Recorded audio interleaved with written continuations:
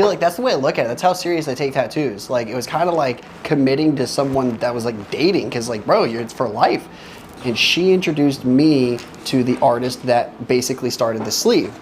So when I started the process, me and the other artist, we had a pretty good relationship going, but it was a little bit weird. And I want to keep it relatively clean on the details, but we were making a business exchange. Well, but like, I like the fact that you can bring up the fact that it felt weird, because a lot of the time with tattooing, we just deal with it. And like in advocating for yourself as a patient is a thing in the hospitals. Advocating for yourself as a client is a thing with your artist. And like, you have to have a rapport developed. Sometimes I react poorly when people change my concepts. No, you're totally right though. If you can manage through that stuff, that's what makes a good bond with you and your artist. So like, yeah, it can feel weird, and that might be the weird, like, please, I should leave. Yeah. But it also might feel weird because you need to speak up. Yeah. And so identify what kind of weird you're feeling, and and dig into that a little bit as the client, because you don't have to take anything just because you created a relationship with this artist. No, you don't. So yeah. And I'm really glad you brought that up, because I was like, should I don't jump into that? But Robbie's right. This is a good opportunity for anybody to know that, like, if you don't feel comfortable during a tattoo at any point in time, you should be immediately done. I don't care how many hours in you are. I don't care how committed you are to the work that's being done. The second it's not right, you need to leave.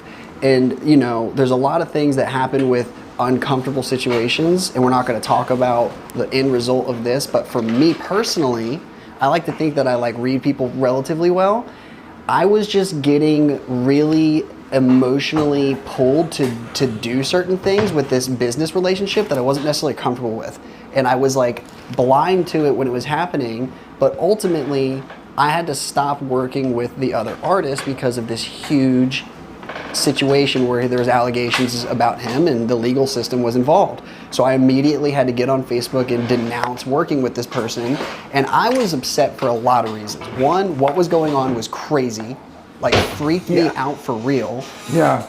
Two, I had endorsed this to a lot of people. Three, I now had a tattoo that was unfinished, which bothered me, but then I hated the tattoo, bro. Right. And I'm sure you've had people come in like, look, my ex did this tattoo. I've been there. Covered. Yeah, dude, you know everybody's been there, you know? Like, I've been there plenty of times. It's a reminder for life in your skin. Right. And you know, that's the thing, like you got pulled in a weird direction that you started to acknowledge that it wasn't the way to go, and you didn't do anything about it until a while went on. Until shit hit the fan, dude. Right, due to like politeness and people pleasing. Dude, I called my wife frustrated about the process with that artist several times, and I kept telling myself I was being crazy. Like, I was being judgmental, I was overanalyzing, but ultimately... I'm crazy too, I got problems as well, I'm not perfect. Who am I to judge? You do, it's so human, and it's so weird, and it's so natural. But like, it's normal as fuck to go through that. And it can be unhealthy because it can block you from seeing stuff for what it is. So in that situation, I was blind to what was happening. So moving forward, I have denounced the artist on Facebook, and I don't work with that person anymore.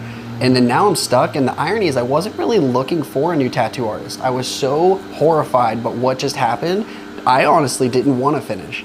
And you were a pain in the ass when we first met. Yo, dude, I was. You were mad jaded, and I had to recognize that you were jaded and you were uncomfortable, and I had to build a relationship and a rapport with you. You did, and that's why we're so close now. Right.